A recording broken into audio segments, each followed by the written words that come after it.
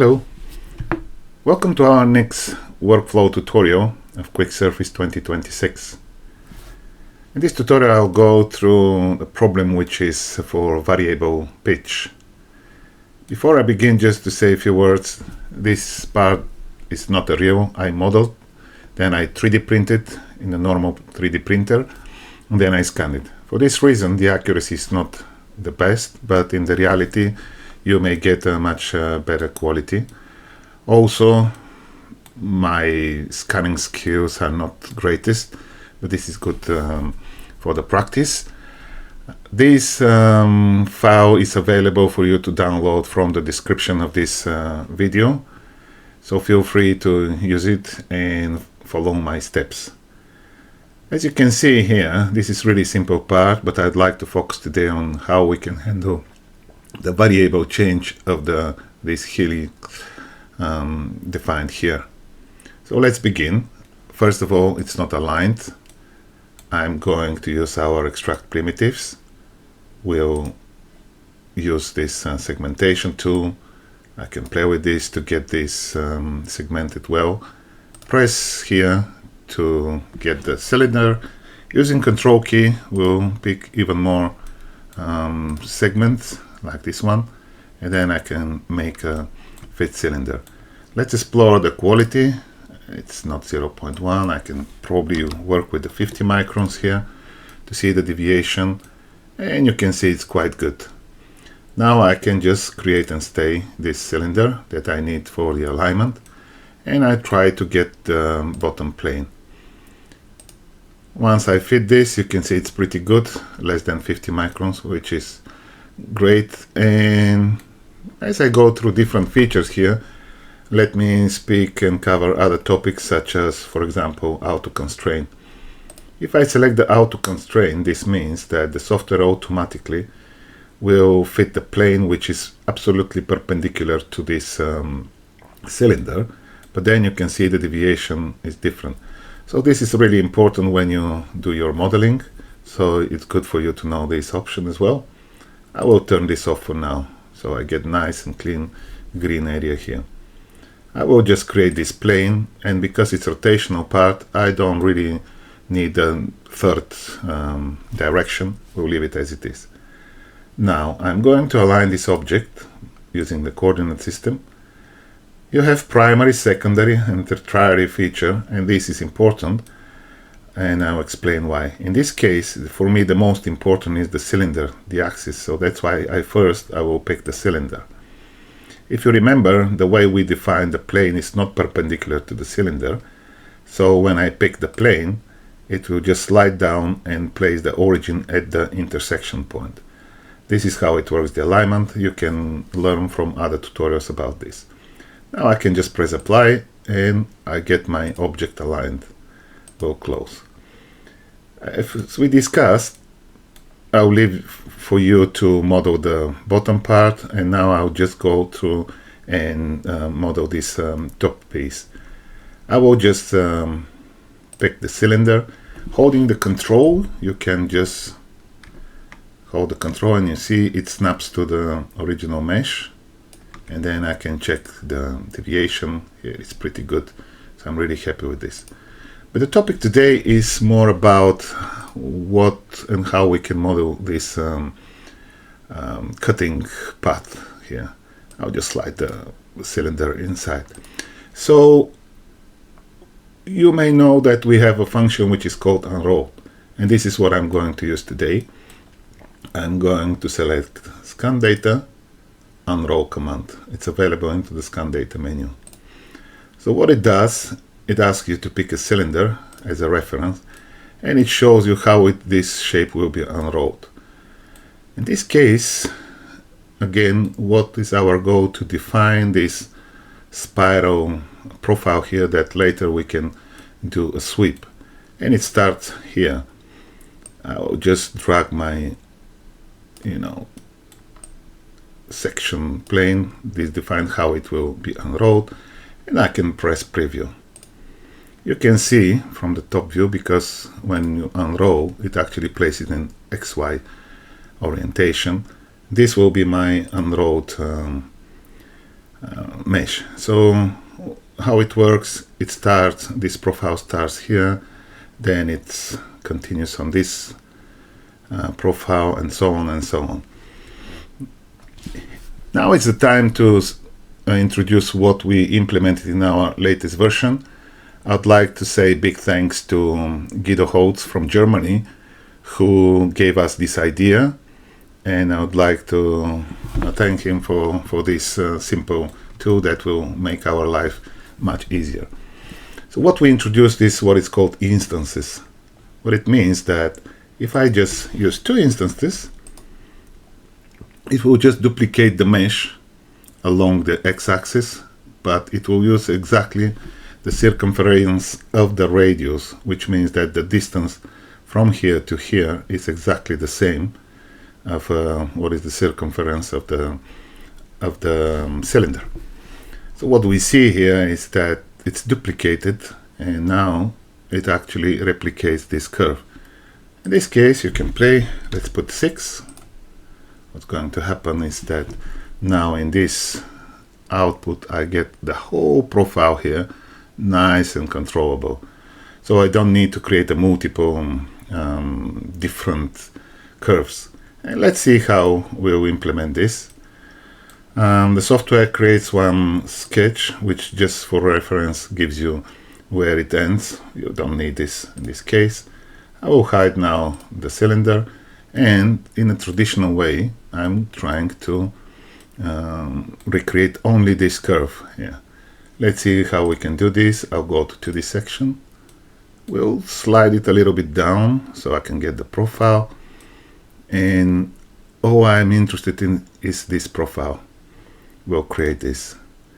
You can see that I recreated this sketch. Let's get back to the unrolled mesh, and this is the profile that I'm interested in. So let's begin to reconstruct in a 2D sketch mode. I'll use the freeform curve. Holding Control will snap to your section points. So you see, if I don't hold the Control, you can put it anywhere. But if I just press Control, this will be as my reference point, and you can see that I just draw my curve here, and it looks like this. Now, if you look at the other tutorials, you can just start improving your shape to be as close as possible to the reference points. I don't need the mesh now, so you can get a better view. You see, I'm away. You can use the analysis tool to see how far we are. Maybe it's not always obvious. If you have a freeform curve and you want to insert a control point, you need to hold Alt, I repeat Alt, and double click.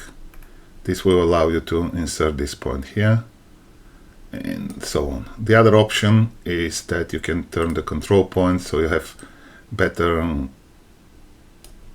control over your process and so on, so you can do this by yourself and get the best result out of this. So let me just do this.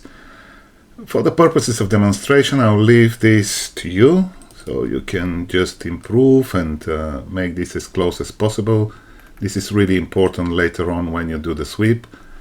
I'd like to focus on something else, which we introduced recently. It's called the extrapolate command. You can just pick this point and extrapolate.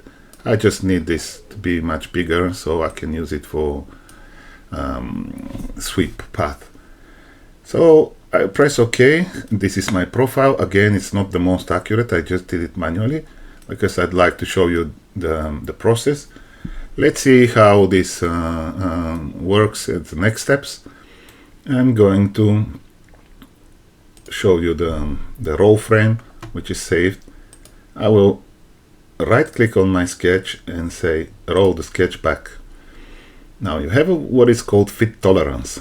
Because this curve will be recreated in 3D space, it may generate a lot of points, and you don't want to have them so many, so you can put a tolerance here. You can experiment with the 0.005 millimeters or 0.1, and then you can just press OK.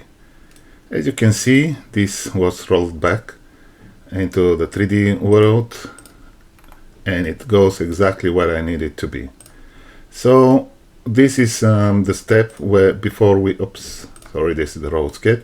This is a step which we'll use now to recreate the next sweep profile.